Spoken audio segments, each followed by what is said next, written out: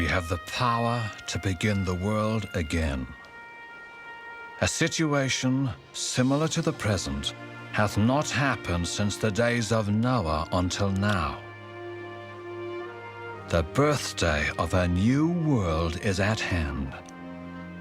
Thomas Paine, 1775.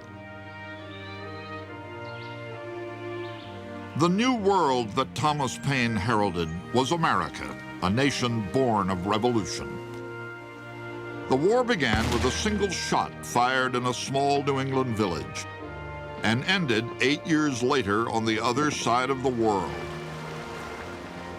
It would be waged from the Great Lakes to the Caribbean Sea, from the West Indies to India.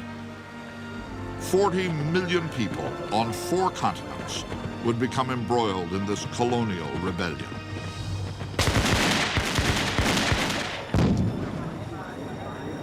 And within the colonies, Americans would bitterly fight their first civil war.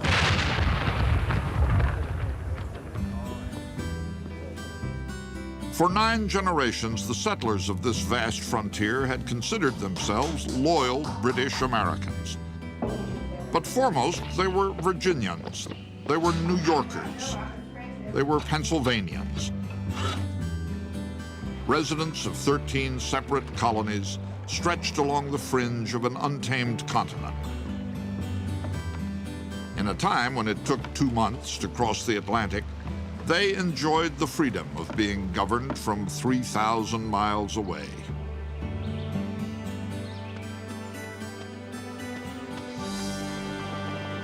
But Parliament reached across the ocean with a firmer hand, demanding new taxes, forbidding settlement of the western frontier, sending royal troops to enforce British will.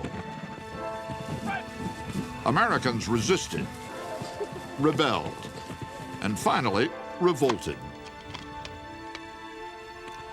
An old New England militia captain explained in simple terms what finally pushed farmers and merchants and woodsmen into defying the greatest power on earth. What we meant in going for those redcoats, he said, was this: we had always governed ourselves, and we always meant to. They didn't mean we should.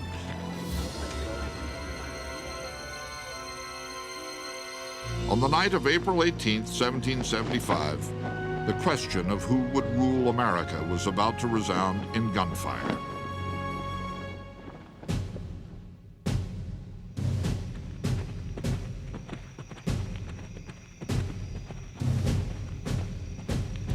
From Boston, the commander of the British forces in America, General Thomas Gage, dispatched 800 redcoats to the town of Concord to snuff out this insurrection before it could begin.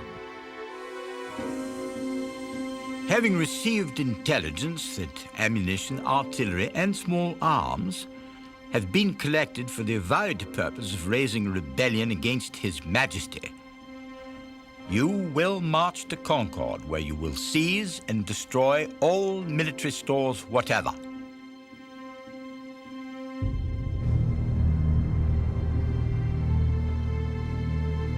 Before the order reached British soldiers, it was passed to American spies, who set in motion an elaborate series of alarms to warn the countryside. Shortly after 10 p.m., 2 lanterns glowed briefly in the steeple of Boston's Old North Church, just long enough to signal patriots across the Charles River that the Redcoats would move that night by water.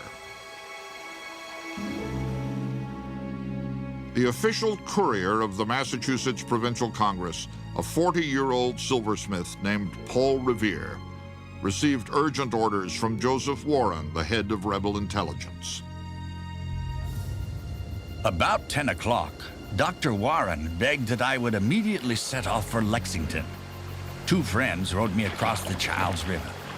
They landed me on the Charlestown side, went on to the town, and there got a horse.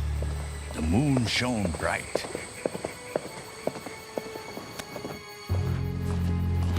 Around midnight, Revere reached the small town of Lexington and shouted, "The regulars are coming." Paul Revere didn't say the British are coming because the colonists regarded themselves as British. They were British citizens who lived in America, but they were certainly British citizens. So Revere and the other dispatch riders said the regulars are coming, or the Redcoats are coming. The town bell rang, and for as far as it could be heard, young men and old pulled on their boots and headed for the village green. In the chill night, 130 militiamen stood at the ready for an hour, but it seemed the alarm might be false. Captain John Parker had sent scouts to locate the Redcoats, but not one had returned. Parker released the men to wait for the next call of the drum. Up to 30 withdrew to nearby Buckman Tavern. There's always a sort of a loaded situation when you're sitting in a tavern all night. I'm not sure at Buckman Tavern they felt the night of April 18th that they were going to have a major war on their hands. I think they were intent on showing the British that they were serious.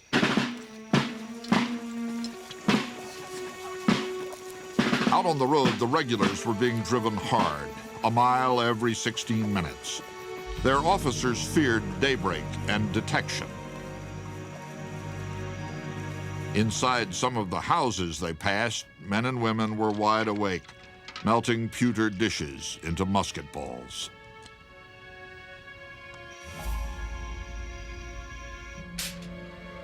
Inside Buckman Tavern, all was quiet. At about 4:30, a scout returned with news. The Redcoats were indeed coming. They were less than half a mile down the road.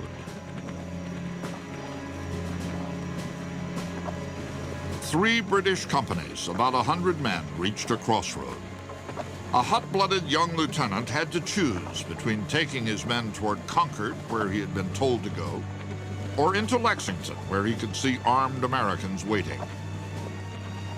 With his superiors out of earshot, Lieutenant Jesse Adair made his fateful choice. At 5 o'clock on the morning of April 19th, he led his men toward Lexington Green. Captain Parker gathered his men, now fewer than 80, and gave his orders. Stand your ground. Don't fire unless fired upon. But if they mean to have a war, let it begin here. No one knew what would happen when the two forces collided, and certainly no colonial commander wanted to give the order to fire. If they fired on British regulars, they could be tried for treason, and the punishment for committing treason was the most hideous punishments. They were hanged, their arms were cut off, their legs were cut off, they were disemboweled. It was a very slow, painful death. So no one wanted to give that order. The militia heard British Major John Pitcairn yell, "Lay down your arms," and another officer shout, "Ye rebels, disperse! Damn you, disperse!" Outnumbered, Captain Parker told his men to abandon the green. Then, from somewhere, a shot rang out. There is no saying who fired it, rebel or redcoat.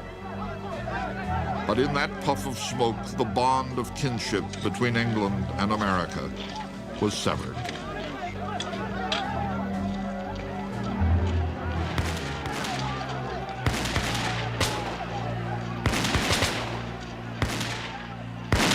This is a revolutionary situation in which literally everything changes, not merely in the course of a single day, but almost in the course of a single minute. Long as it takes to fire the guns and the soldiers drop dead, everything has changed. In the chaos, the British charged forward, blindly thrusting their bayonets and ignoring their officers' shouts to fall in.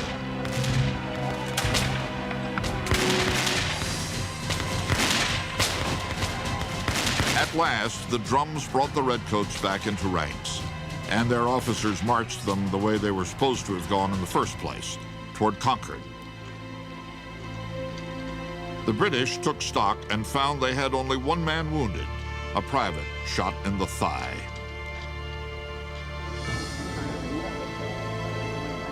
For the families in Lexington, the toll was unthinkable. 8 men lay dead. 9 more were wounded. Among the survivors, shock gave way to rage. They shouldered their muskets and set off toward Concord to vent their grief in British blood.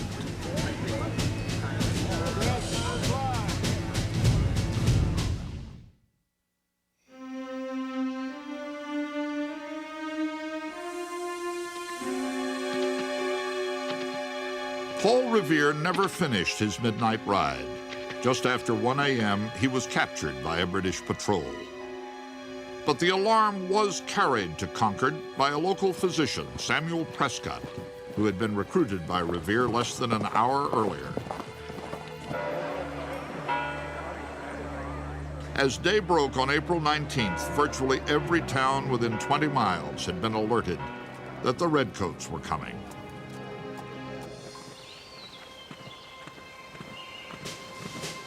By 8 a.m., the British reached Concord to search for rebel arms.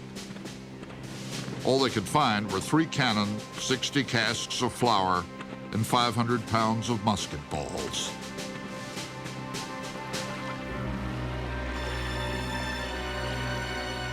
A mile and a half north of Concord, about 100 Redcoats were holding a small bridge.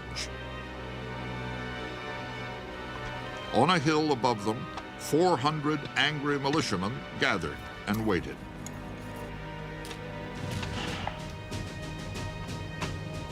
The Concord militia was being steadily reinforced by men from neighboring Acton, Bedford, Carlisle. Yet they made no move until they saw smoke billowing over the town. The British were burning the few armaments they had found, but the militiamen assumed it was their homes. They advanced on the North Bridge.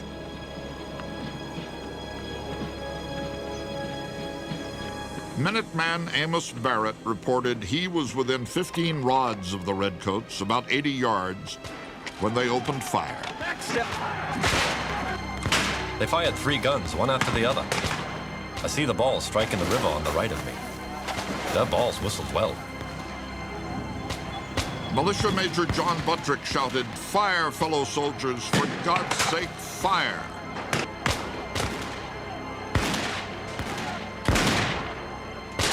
In the exchange, 2 militiamen were killed. 4 of 8 British officers were wounded. 3 enlisted men fell dead. And the King's troops fell back. Fleeing toward Concord, they rejoined the commander of their expedition, Lieutenant Colonel Francis Smith. Smith had been expecting a relief column, but it was hours overdue. He finally began what he called a strategic withdrawal back towards Boston. To the Americans, it looked like a retreat, and it looked like an opportunity.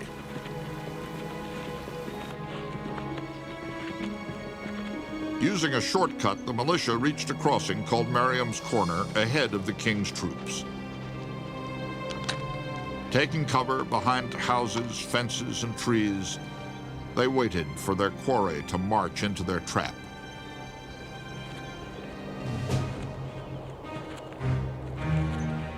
Before we'd gone half a mile, we were fired on from all sides. The country was full of woods, which the rebels did not fail to take advantage of. But they were all lined with people who kept an incessant fire upon us. Their numbers increasing from all parts, while ours was reduced by deaths, wounds, and fatigue. Lieutenant John Barker.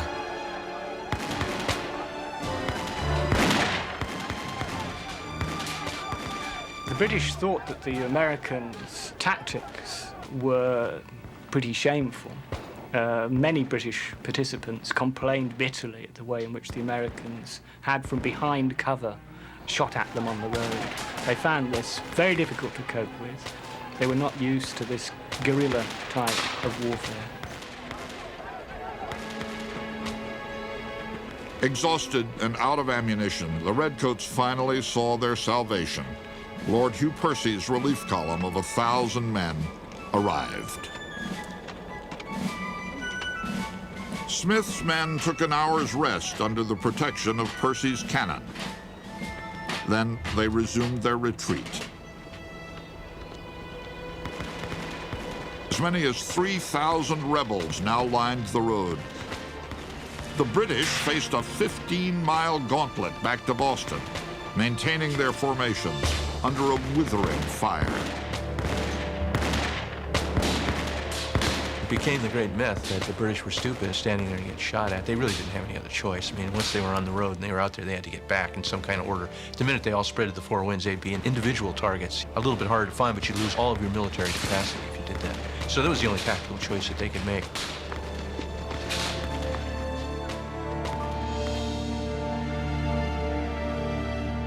At sundown, the Redcoats finally reached safety near Boston. More than 270 men, nearly 1 in 6, were wounded, missing, or dead.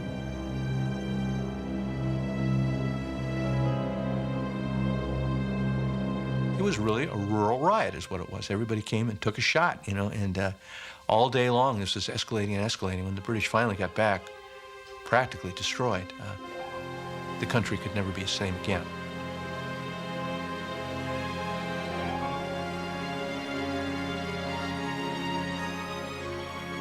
The day after Lexington and Concord, Lord Percy wrote with a newfound respect for the rebel farmers. Whoever looks upon them as an irregular mob will find himself much mistaken. They have men among them who know very well what they are about. For my part, I never believed that they would have attacked the king's troops or have had the perseverance I found in them yesterday.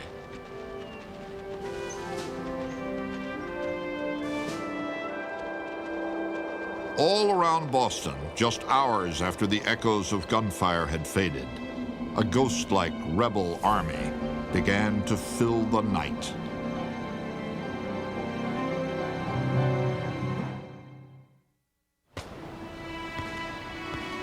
The country into which I had just set my foot was set on fire about my ears. The fatal 19th of April, the moment the event of that day was known, I rejected the sullen-tempered Pharaoh of England forever. Thomas Paine.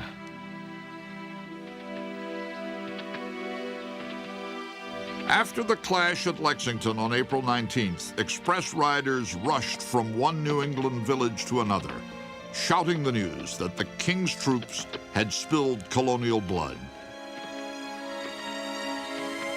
Within a day, 20,000 men responded.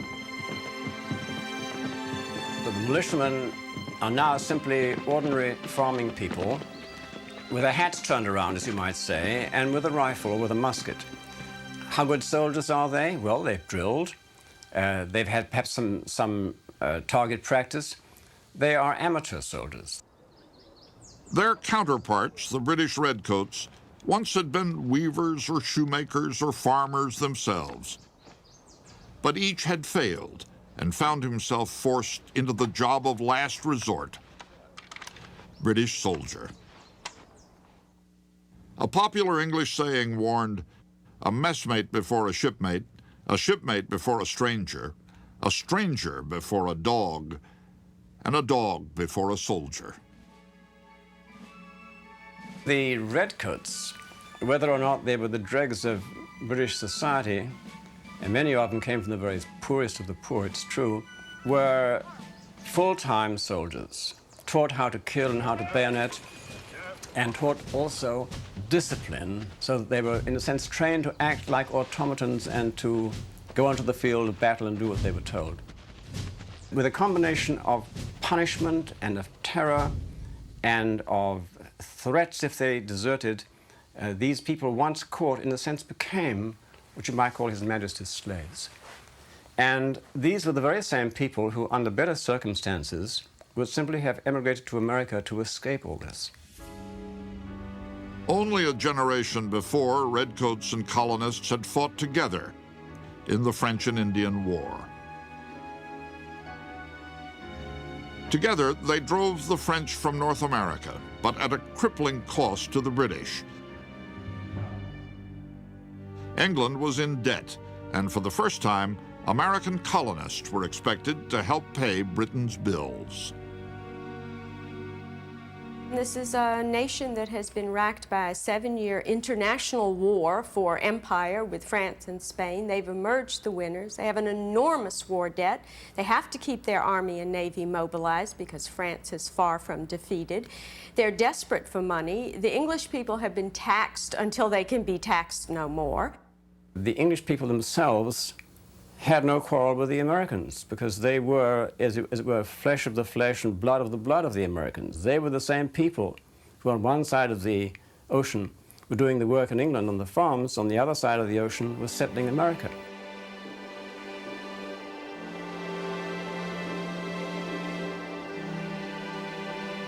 On arriving in the New World, colonists had discovered two astonishing truths. First, land on this vast continent was available to nearly everyone. In England, only 1 out of 10 people owned property. In New England, 9 out of 10 did.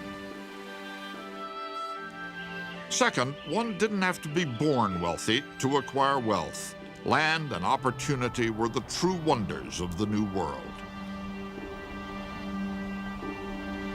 But trouble began in 1763. When Parliament barred colonists from further settling of the frontier. Overnight, Americans were denied the land on which their American dreams were to be built. Many settlers ignored this proclamation, but they could not ignore another, the Stamp Act of 1765. Every piece of paper, from pamphlets to playing cards, suddenly required a revenue stamp. This was a tax, plain and simple, and the Americans had never been taxed before. Colonists from New Hampshire to Georgia boycotted British goods. Riots broke out. The die is now cast. The colonies must either submit or triumph. I trust they will come to submit. King George III. But it was Parliament who submitted under the pressure of riots and boycotts. Less than a year after it was imposed, the Stamp Act was repealed. Still, the mother country failed to understand why her offspring resisted being governed. There was a very famous English statesman by the name of Edmund Burke, and he understood the Americans very well. He pleaded with Parliament to understand what it was the Americans wanted and to come to terms with them. He says, do you understand who they are? He says, these people, they are bold and fearless. And one thing which they have, which maybe perhaps is unlike other third world peoples, they have been raised in a tradition of English independence and of English autonomy. He said, they snuff the approach of tyranny in every tainted breeze. In every tainted breeze that comes, they snuff the approach of tyranny. As the British persisted in imposing new duties, tensions mounted. On March 5th, 1770, a mob of Boston dock workers ran up against a detachment of 9 British soldiers. The crowd, brandishing planks and clubs, began to taunt the Redcoats, calling them scoundrel, lobster, sons of bitches. When hurling insults failed to incite the Redcoats, the mob started to throw ice and rocks. Then, from somewhere in the crowd, someone yelled out, "Fire!"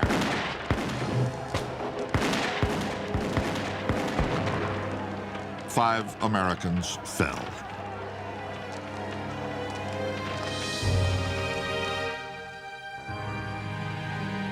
A rebel agitator saw opportunity in this tragedy. He named it for history the Boston Massacre. At nearly 50, Samuel Adams had failed as a brewer, businessman, and even tax collector. Now he found his true calling as a propagandist. This is a brilliant strategist for public protest. He used to advise people to go up to the soldiers' bayonets and let them prick them on the shoulder and then shout the equivalent of police brutality, police brutality. So he's just a genius, and he really found his calling. I think what makes him most interesting is among all the revolutionaries, I think this is a man who genuinely had confidence in the ability of ordinary people to make political decisions about their own life. To appease Boston, London repealed every tariff except one. Parliament would not part with the only lucrative duty, the tax on tea. England argued that it was merely an importer's fee. The rebels insisted a tax was still a tax, no matter what it was called. They refused to see England's tea landed on New England shores.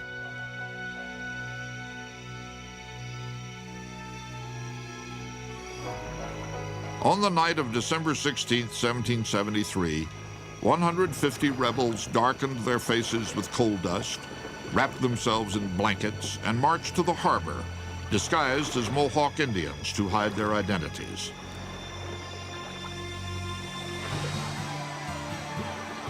In full view of a large crowd, as well as ships of the Royal Navy, they dumped 342 chests of tea to brew in Boston Harbor. For the British, the Boston Tea Party was really the last straw. It indicated what most British politicians had felt for years, that Boston in particular and Massachusetts in general were the center of colonial disaffection. It convinced the British that firm action had to be taken against Boston and Massachusetts if British authority was to be restored. The British closed the port of Boston, cleared judges from their benches, and replaced them with Crown appointees. The punishment of Massachusetts alarmed all the colonies. Addressing the Virginia Convention, a shrewd, flamboyant lawyer rose to his feet and spoke treason. The war is actually begun. Why stand we here idle? Is life so dear, or peace so sweet, as to be purchased at the price of chains and slavery? Forbid it, Almighty God! I know not what course others may take, but as for me, give me liberty or give me death. Patrick Henry. 1 month later, 8 men lay dead on Lexington Green.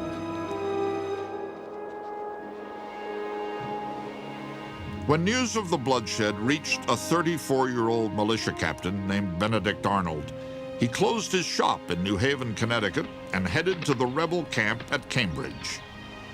Benedict Arnold, as a civilian, had followed a number of different occupations, and that kind of is reflective of the fact that the man was probably a driven type A personality who just couldn't sit still.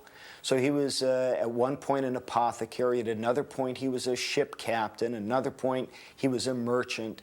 Very busy guy, very high energy levels. Outside Boston, Arnold found the newborn American army laying siege with no siege weapons. He knew that on Lake Champlain, on the New York frontier, the British had more than 100 cannons at a fortress called Ticonderoga. Arnold set off to recruit men to attack it. He soon learned that others were already on their way, the brawling woodsmen who called themselves the Green Mountain Boys, led by a rum-swilling giant of a man named Ethan Allen. Allen and Arnold agreed to attack Ticonderoga together.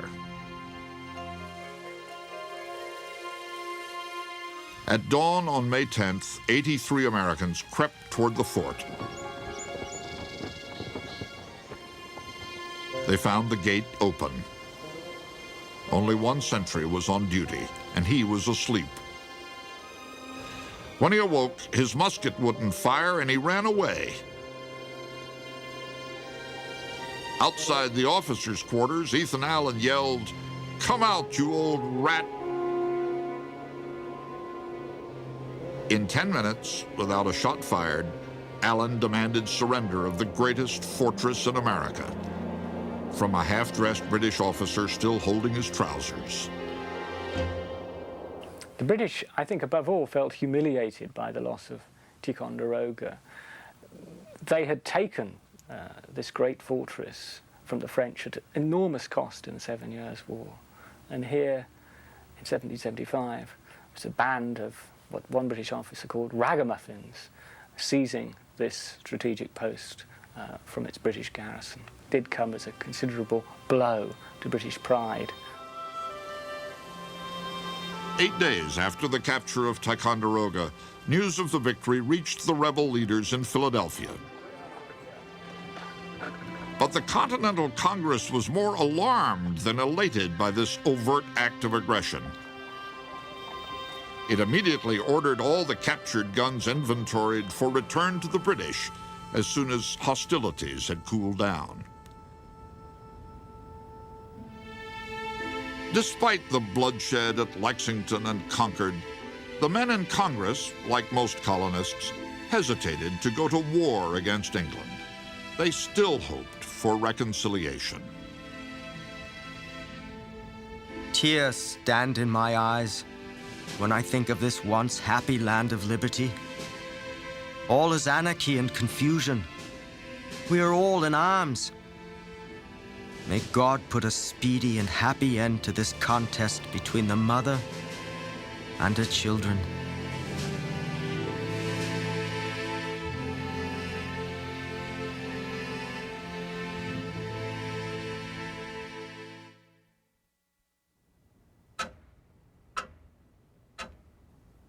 Our situation here is beyond description, almost.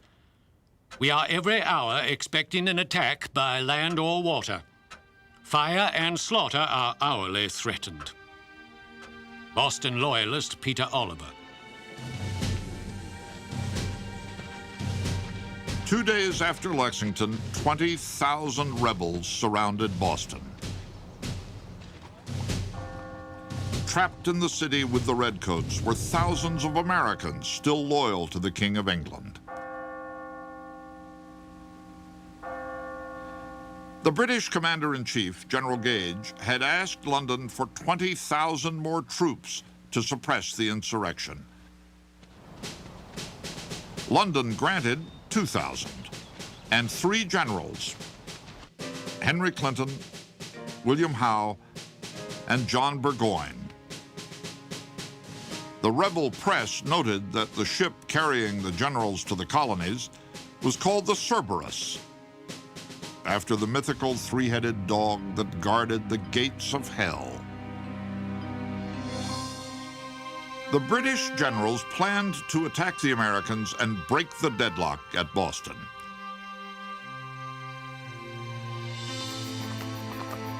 But within 24 hours, rebel spies reported the British strategy to the Americans. The Americans decided to move first and occupy the Charlestown Peninsula. Their plan was to build fortifications above Boston Harbor, the lifeline for British supplies. The place they chose was called Bunker Hill. The man they chose to lead them was Massachusetts Colonel William Prescott. On the evening of June 16th, Prescott and more than 1,000 men moved out to fortify Bunker Hill. Instead, in the confusion of darkness, the rebels chose a lower site called Breed's Hill. The Americans labored all night on their defenses. At first light, a watchman aboard a British warship was shocked to discover that the face of Breed's Hill was crowned by a 136-foot-long entrenchment. General Clinton proposed landing 2 forces on the Charlestown Peninsula and trapping the Americans between them. Surprisingly, General Gage overruled him and prepared for a more perilous move, a frontal assault. The decision of the British to actually storm the American defences on Bunker's Hill, or Breed's Hill as it was, may seem now rather odd, but the reason they did it, I think, was primarily psychological. The British had suffered an embarrassing, humiliating reverse on the day of Lexington and Concord. So they had to reassert the superiority of regular troops over the colonial militia. Gage's strategy required waiting 6 hours for high tide, 6 more hours for the Americans to fortify Breed's Hill.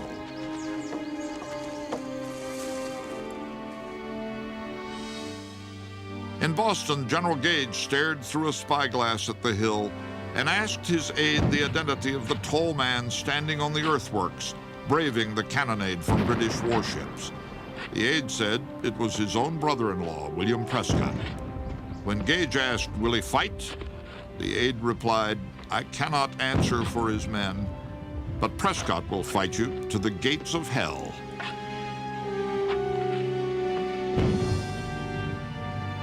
At the rebel redoubt, an elegantly dressed patriot arrived, carrying a borrowed musket on his arm and a book of poetry in his pocket.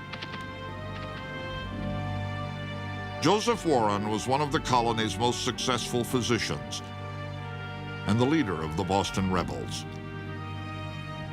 At dinner the evening before, he had confided to companions that he had foreseen his death on this hill, but he had no intention of ducking the fray. These fellows say we won't fight. By heaven, I hope I shall die up to my knees in British blood.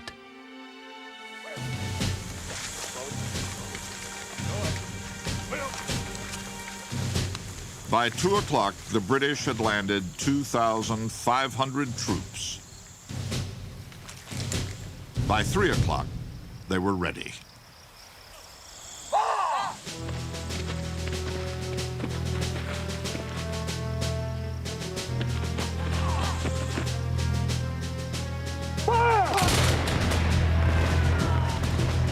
Along with much of Boston, General Burgoyne watched the assault on Breed's Hill. Now ensued one of the greatest scenes of war that can be conceived. Howe's troops ascending the hill. The roar of cannon, mortars, and musketry made the whole a picture of horror beyond anything that ever came to my lot to be witness to. The Redcoat charge collapsed. Officers in particular were singled out. They have appalling officer casualties. Stuff that scares the dickens out of the British command structure because they have not experienced death rates and serious wound rates among the officer corps like that in a comparable engagement in their living memory. Bringing up reinforcements, Howe ordered a second attack. And then a third. By now, the rebels were nearly out of powder. In the last charge, some had even fired broken glass, rocks, and nails in place of musket balls. Prescott's men waited until the Redcoats were again in range and spent their last precious rounds. Major Pitcairn, who had led the Redcoats onto Lexington Green just 2 months earlier, went down with 4 shots in him and died in the arms of his son. Defenseless now against British bayonets, Prescott finally ordered his men to retreat. The dead and wounded lay on every side of us. Their groans were piercing. Our orders were to make the best retreat we could. We set off almost gone with fatigue, leaving some of our dead in the field.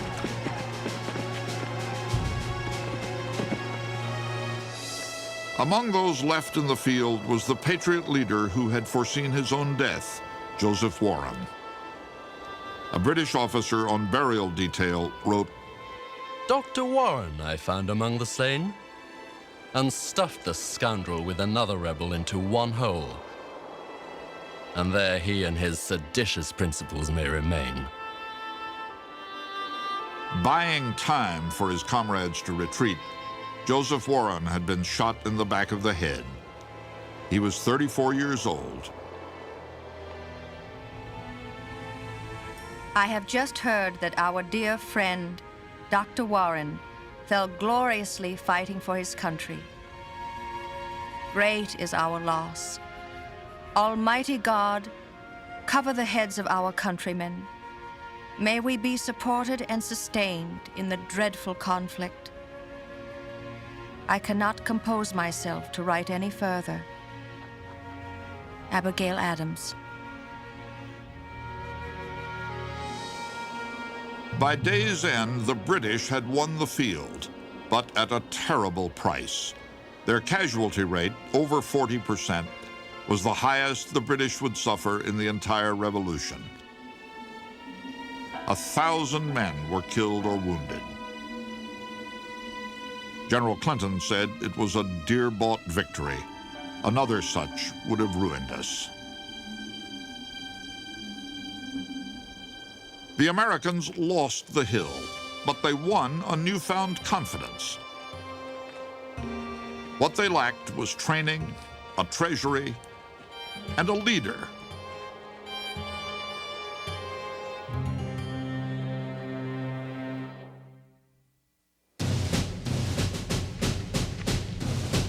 In May of 1775, as American militiamen surrounded Boston, the Continental Congress gathered in Philadelphia. The 45 delegates were greeted with parades and musket salutes. But to the British Crown, the distinguished members of the rebel Congress were outlaws. Every one of them could be hanged for treason.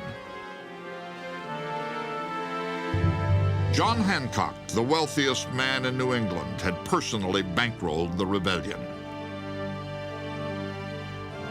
Pennsylvania's most celebrated citizen, Benjamin Franklin, had just returned from rallying support in Europe for America's rebels. The radical orator Patrick Henry had been declared an outlaw by the governor of Virginia and could not set foot in his home colony.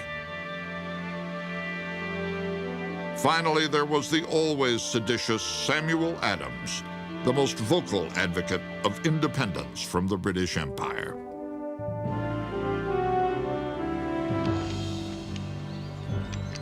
While still hoping to restore peace, Congress prepared for war. It proclaimed the jumble of militia companies besieging Boston the American Continental Army. Paying for the army was another matter. Congress had no power to levy taxes, so it simply invented a currency and issued 2 million new notes called Continental dollars. They were designed and engraved by silversmith Paul Revere.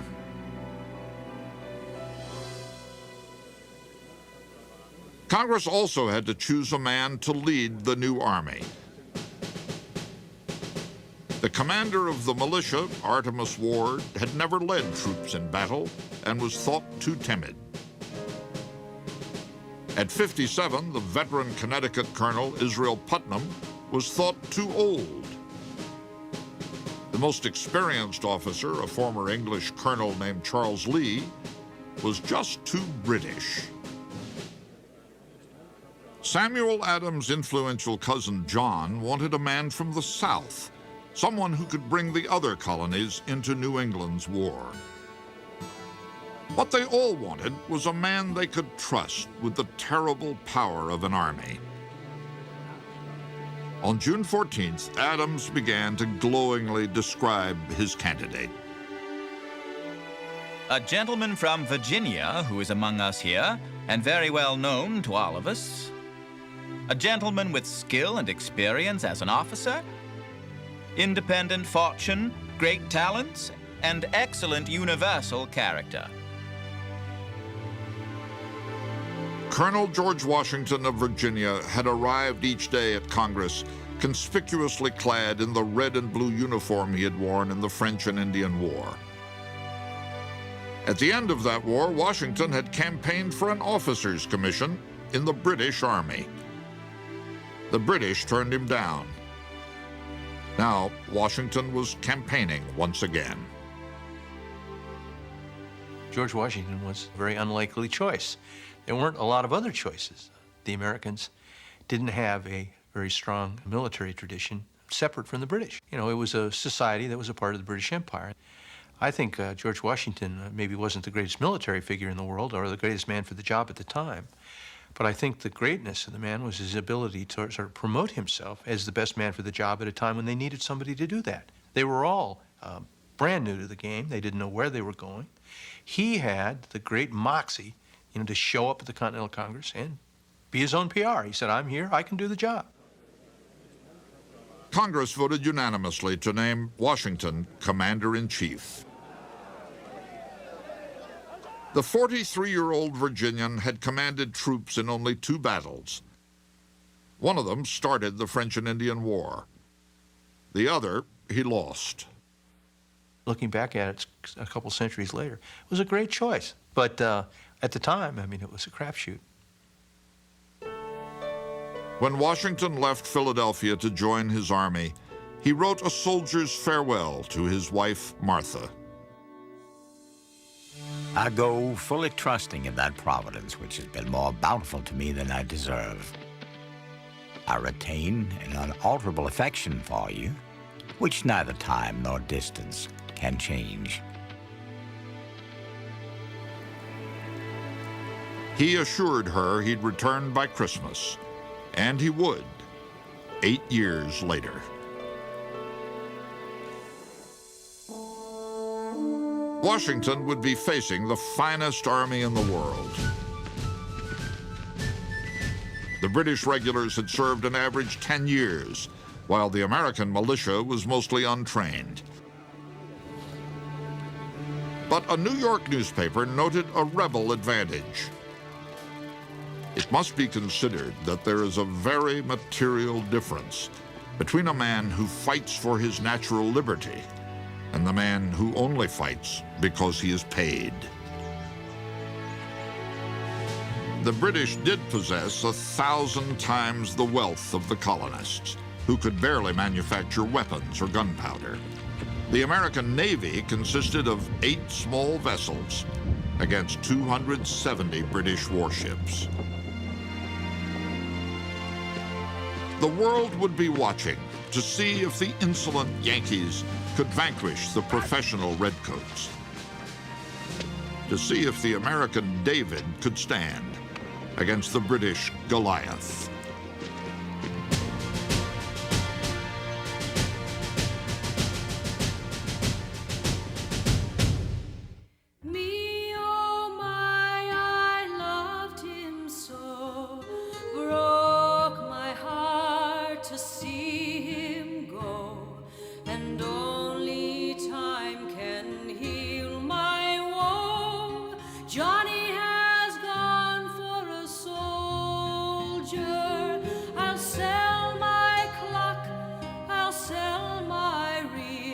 Likewise, I'll sell my spinning